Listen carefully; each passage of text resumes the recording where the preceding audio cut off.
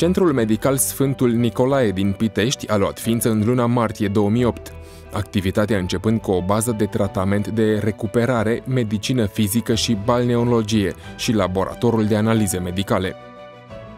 Un an mai târziu, centrul și-a extins activitatea prin deschiderea unui spital monospecialitate de recuperare, medicină fizică și balneologie, dotat cu un laborator de radiologie convențională. A fost un proiect important, cu o finanțare considerabilă, cu aport propriu, dar n-aș fi putut să implementez singură acest proiect. A fost de mare ajutor.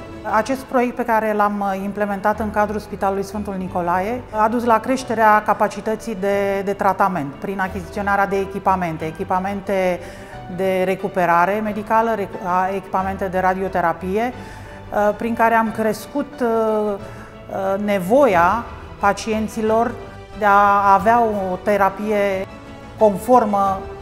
Într-adevăr, au crescut numărul de pacienți, dar spre binefacerea lor am crescut și bazele de tratament prin această extindere. Proiectul, ce a avut o perioadă de implementare de 41 de luni, a primit o finanțare de peste 5,1 milioane de lei, fondurile fiind folosite pentru creșterea productivității serviciilor medicale și oferirea unor servicii inovative, servicii îmbunătățite din punct de vedere calitativ.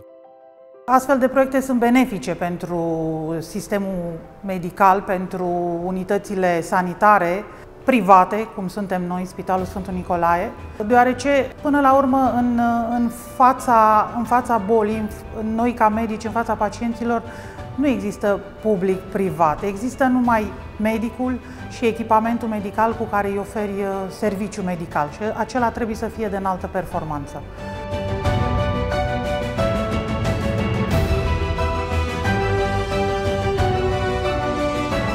Accesarea fondurilor Regio a făcut posibilă rentabilitatea capitalului propriu, recertificarea sistemelor de management, certificarea serviciilor medicale și lansarea la nivel internațional prin participarea la târguri de profil ce au permis companiei extinderea pieței. Asistența medicală este asigurată de o echipă de medici și asistente cu grad înalt de calificare.